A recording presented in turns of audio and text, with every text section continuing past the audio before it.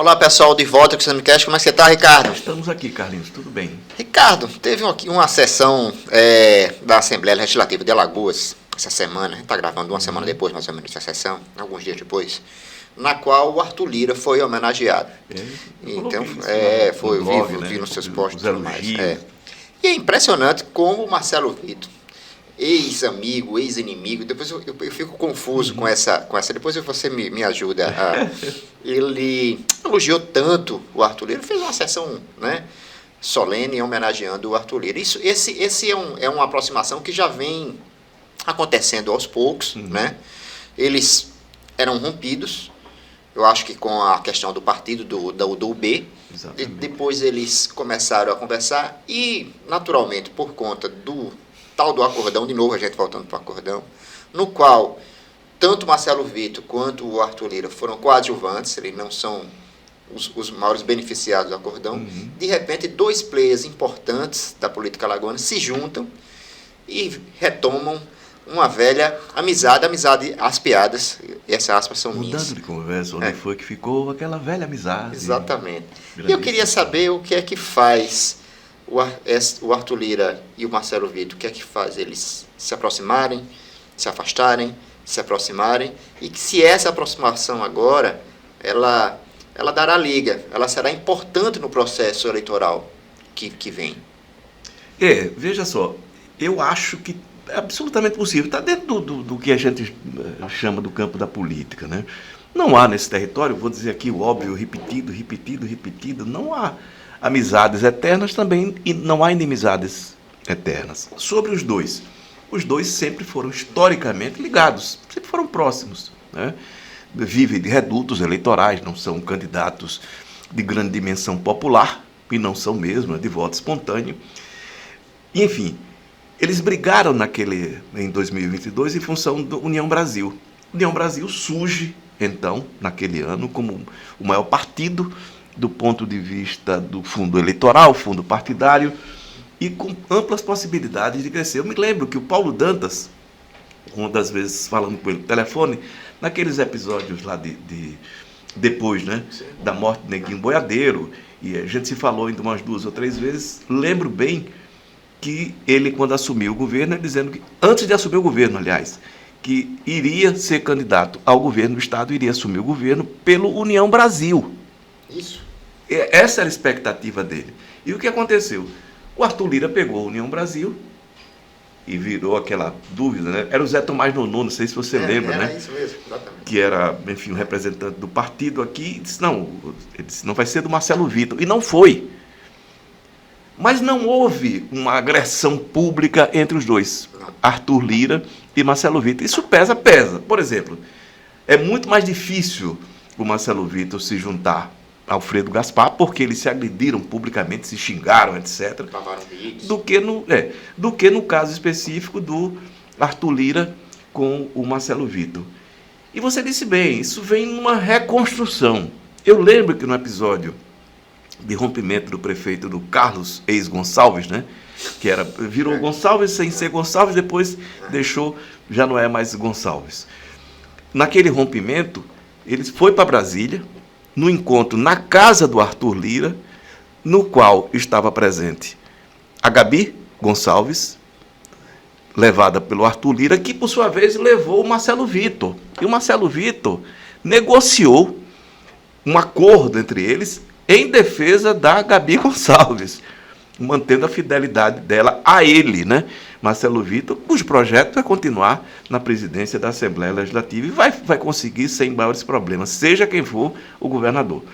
Pois bem, e ele ali foi para a casa do Arthur Lira, e eles conversaram, negociaram, e ficou fechado e tal, que o Carlos Gonçalves manteria o apoio ao Gabi Gonçalves e ao Arthur Lira. O Carlos Gonçalves me disse, eu estou dizendo Gonçalves que não é Gonçalves, né? Ele me disse isso, nós conversamos no telefone, dizendo que iria apoiar, ia continuar mantendo o apoio à Gabi Gonçalves, filha de Gilberto Gonçalves, que virou desafeto, né? Enfim, dele, prefeito de Rio Largo. Só que, no desdobramento dessa história, eles reativaram uma conversa que apenas estava interrompida. Eles não têm motivos específicos ou ideológicos que os separem. Qual a ideologia de Marcelo Vitor, qual a ideologia de Arthur Lira. Não existe isso. Como não há também de Renan Calheiros, né? Como não há também de JHC. Você encontrar um político ideológico aqui, você vai até ter. Você vai ter o Paulão no PT e vai ter, enfim, o pessoal da direita, Alfredo Gaspar, que é ideológico. O Fábio Costa é ideológico, mas, digamos assim, muito mais por falta de alguma formação. Não é o caso do Alfredo. Alfredo Gaspar é de direita e ele diz, eu sempre fui de direita. Enfim, objetivamente, agora, quando eles retomam essa história, uma sessão como aquela, no momento em que acontece a definição do tal do acordão de Brasília, isso não deixa de ser um recado. Eu identifiquei nisso. O Marcelo Vitor não tinha razão nenhuma, porque são várias sessões na Assembleia solenes em que ele não vai. Mas esteve presente, fez um discurso elogiando o Arthur Lira, dizendo que ele honrava, né, o estado de Alagoas, ressaltando, por exemplo, que ele foi o cara que conseguiu, enfim, aprovar a reforma tributária quando da presidência da Câmara Federal, o que outros tentaram e não conseguiram. Obviamente, isso não é bem visto pelo senador Renan Calheiros, mas volto também a tocar nesse ponto, que muito provavelmente vai fazer uma dobradinha informal, branca ou como você queira, dissimulada, com Arthur Lira, que são 2 vagas para o Senado. O ideal para eles é que nenhum aventureiro, né, suja no meio do caminho deles, que possa impedir exatamente que um dos dois perca a vaga. Então vão continuar se xingando, o Arthur menos, né? E um detalhe é o seguinte, veja como são as coisas. Tem um processo lá no Supremo Tribunal Federal, né, com o parecer do procurador, o Gounod, né? Agora, Gounod, né? Perdão. Enfim, é porque esses nomes são muito parecidos. O fato específico é que tem um parecer dele dizendo que não, está dentro do jogo. Dentro do jogo o quê? O Renan Calheiros disse que o Arthur Lira era corrupto, né? Que se beneficiava das emendas parlamentares e tal. E o cara disse, não, isso é política. É política, para ele, o Procurador-Geral da República, E mandou, inclusive, essa recomendação para o Supremo Tribunal Federal, essa posição do Ministério Público Federal, da Procuradoria-Geral da República. O Arthur recorreu e tal. Eles vão manter isso. E é importante para eles que mantenham essa aparência de inimigos. Mas são 2 profissionais. Profissional de política entende o seguinte, se é útil para mim, está feito o acordo. Quando deixar de ser útil, desfeito o acordo.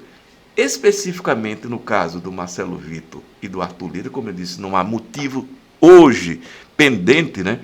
O Marcelo Vitor tem um partido para chamar de seu, que é o PSD, mesmo que ele fique no MDB, mas vai ter um partido, uma legenda grande, né? Com espaço no país inteiro, no Congresso Nacional, e aquele partido do Kassab, que é o partido que mais representa a identidade partidária e ideológica no Brasil. Não é de direita, não é de esquerda, não é de cima, não é de baixo, é simplesmente vamos nessa que é bom a beça. O Kassab é isso, o Kassab é poder onde o poder estiver, né? É poder em Brasília, no governo Lula, é poder em São Paulo, no Tarcísio, né? Ou seja, ele vai se espalhando dessa forma, é poder no Rio de Janeiro, a Prefeitura do Rio, vai se espalhando dessa forma. Está resolvido o problema do partido para o Marcelo Vitor. Não tem mais razão nenhuma para que ele se mantenha afastado do Arthur Lira. Lembrando que União Brasil, e eu conversei com Rueda por telefone, e ele me dizendo, no final de dezembro do ano passado, que União Brasil ia ser presidido em Alagoas pelo Alfredo Gaspar. Cadê? Estamos aqui, ó, agosto, até agora nada. Ainda a força principal do União Brasil em Alagoas chama-se Arthur Lira, que pode muito bem, por que não, entregar de novo, se assim o quiser, União Brasil para o Marcelo Vitor, e por que não? Agora é isso, o recado também para o senador Renan e para o Renan Filho está dado. Olha, eu não me perco por aqui, vocês fizeram um acordão, eu não participei dele, não concordo, porque ele não concorda, Marcelo Vitor, como Paulo Dantas, não concordam, né, com a renúncia, né, do JHC, que vão fazer uma aliança para o governo do Estado, como também se postaram contra a indicação da doutora Marluce Caldas para o Superior Tribunal de Justiça, o STJ. Ou seja, isso é o lado de vocês, o meu lado é esse. E o cara que comanda a Assembleia aqui em Alagoas, ele tem muita força. Porque ele tem a força do orçamento dos 3 poderes. Né?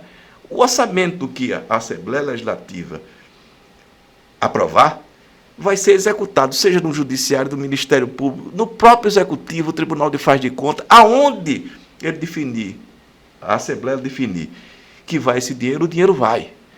E o dinheiro tem um peso imenso, gente, enorme. Não é história de corromper, de comprar, não, é porque a máquina interna, né, dos poderes, ela funciona com grana, remuneração de magistrados, penduricalhos no Ministério Público, e aí cria-se, evidentemente, uma relação de amizade, digamos assim, entre quem comanda a Assembleia Legislativa, comanda os orçamentos, e os demais poderes. É simples como água.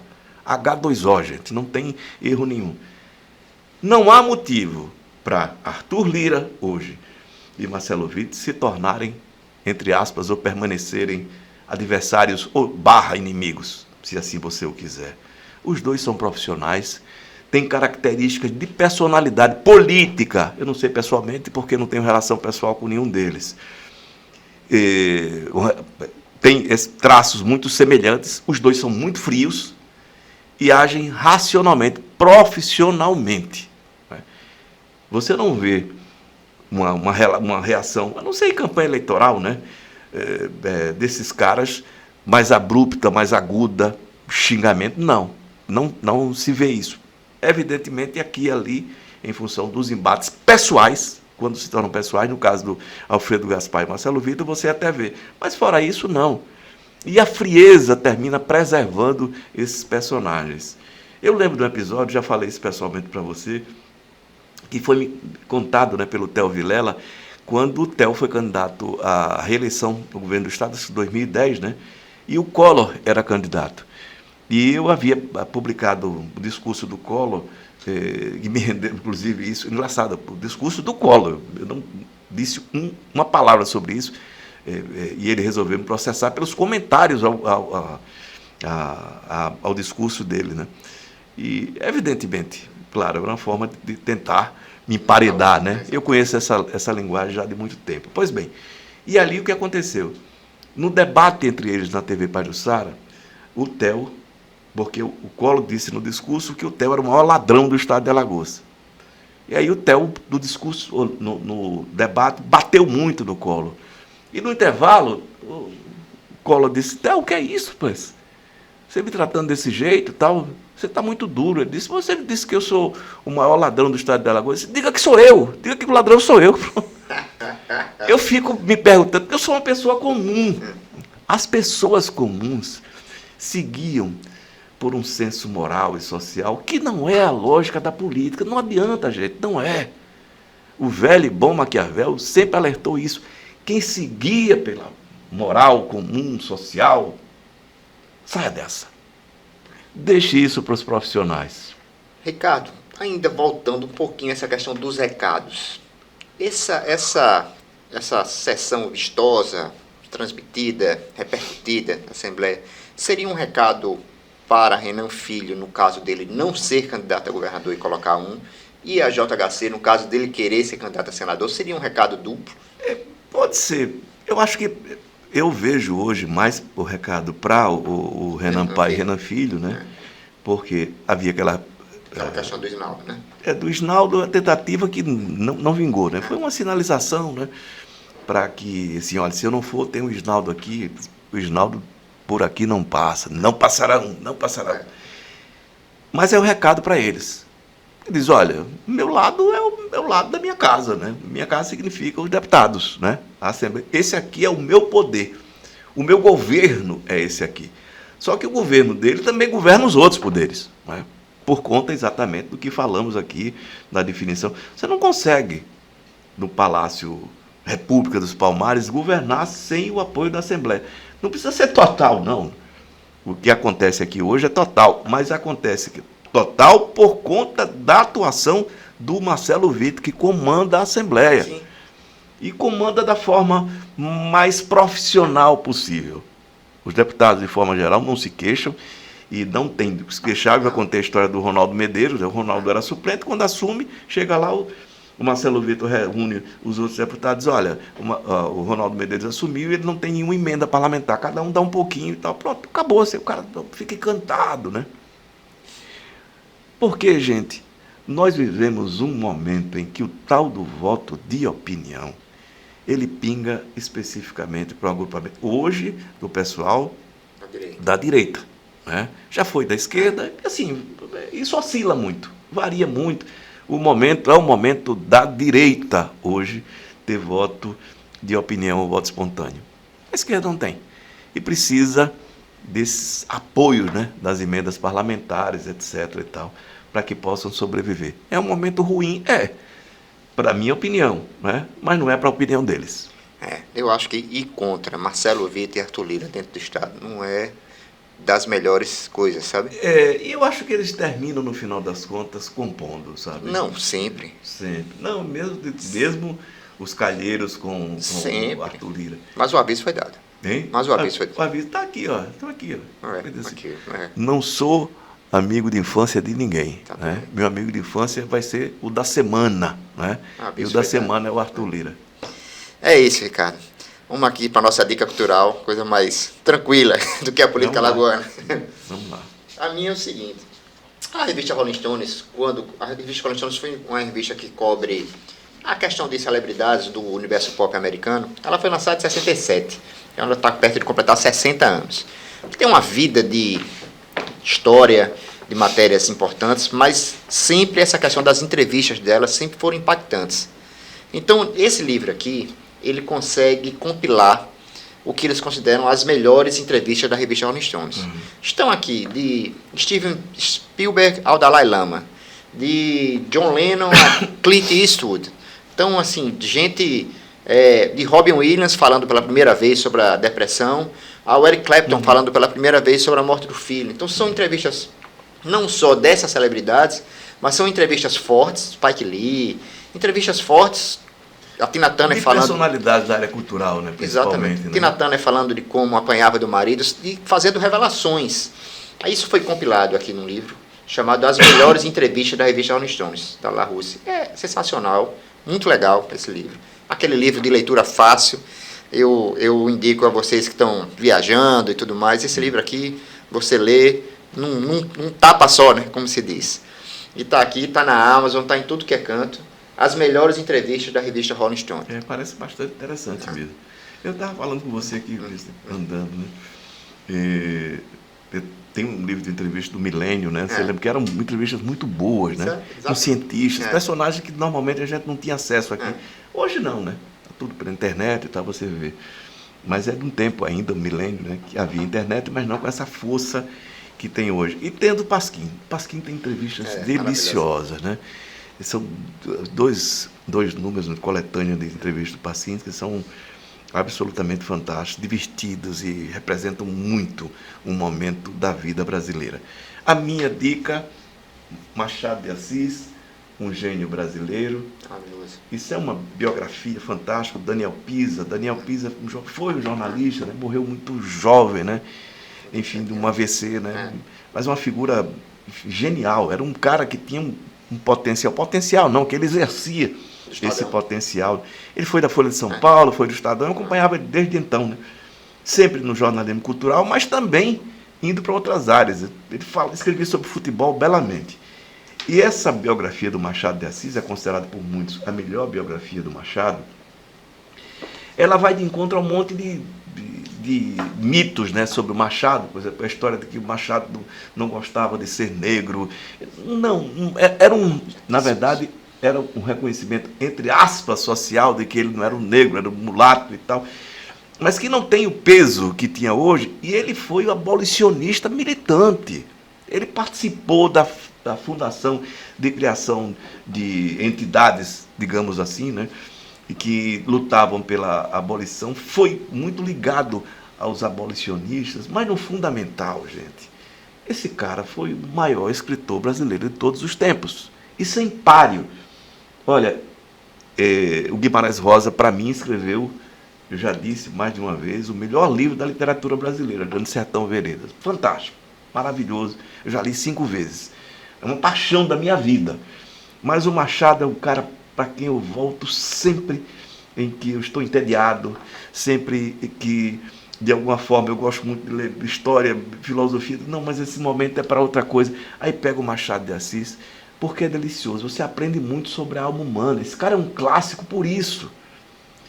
O humor dele, a ironia, coloca você dentro da alma humana, ou seja, da sua alma, né? E mostra assim, todos nós somos assim. E quando você ganha a consciência de que você é uma pessoa comum, e é como aqueles personagens, né?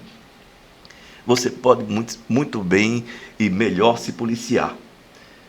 O Machado de Assis, ele criou uma forma de literatura no Brasil completamente diversa do que havia até ele. É um corte mesmo, né, da história da literatura, e basicamente com Memórias Póstumas de Brás Cubas, né, que é um defunto escrevendo sobre a sua vida, né, em retrospectiva. Maravilhoso.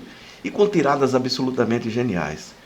Eu recomendo essa biografia porque ela é muito bem escrita e revela esse Machado de Assis que muita gente teima em não querer ver. Não, mas ele não negava a cor dele. Não é isso. Mas na época não era algo que efetivamente... se você quer que o Machado, que era um mulato, um negro, né, neto, né, de escravo forro, né, liberto, né, tivesse a militância política que se tem hoje e a consciência política sobre isso que se tem hoje, não, gente, não era. E sobre isso é importante ressaltar, ele não foi a vanguarda histórica, né, contra o racismo, mas fez parte dela como militante e tem sim um papel importante. E outra coisa, nenhum escritor brasileiro, imagino eu, teve tanto reconhecimento dos seus contemporâneos do que o Machado. O Machado virou, vou usar uma expressão que nem cabe para ele, né? Você dizer que alguém da literatura é um ídolo, é alargar demais, né? Enfim, admiração. Mas era admiradíssimo, respeitadíssimo, reverenciadíssimo pelos seus contemporâneos. Isso não é pouco e é muito raro. Ricardo, só para... De vez em quando o pessoal vai nos comentários ou comenta comigo que muito tem dificuldades de entrar no universo da literatura e que você acaba incentivando com as suas dicas e tudo mais. De vez em quando me dizem isso. Então, fico muito grato. Se você outra coisa. fosse indicar para alguém, eu concordo com tudo que você falou, e sou um leitor de Machado de Assis, mas para você fosse indicar para alguém, o primeiro livro de Machado de Assis para uma pessoa que quer entrar no universo dele. Para se apaixonar, você tem Quincas Borba, que é fantástico, Dom Casmurro, O Alienista, né, que são livros assim, dessa fase madura da literatura. Mas o corte é, sem dúvida nenhuma, Memórias Póstumas de Brás Cubas. Se você quer se divertir e ver o sujeito botar uma agulha na sua alma de forma elegante e divertida, leia Memórias Póstumas de Brás Cubas. Mas todos esses a que eu me referi aqui, até Memorial de Aires, que foi o último romance escrito por ele, todos esses grandes romances valem muito a pena. O Alienista é um conto, né? Um conto com uma novela, mas é muito bom. É maravilhoso. Simão Bacamarte, meu Deus. Doutor Simão Bacamarte. Grande abraço, Ricardo. Grande abraço, pessoal. Até a próxima semana.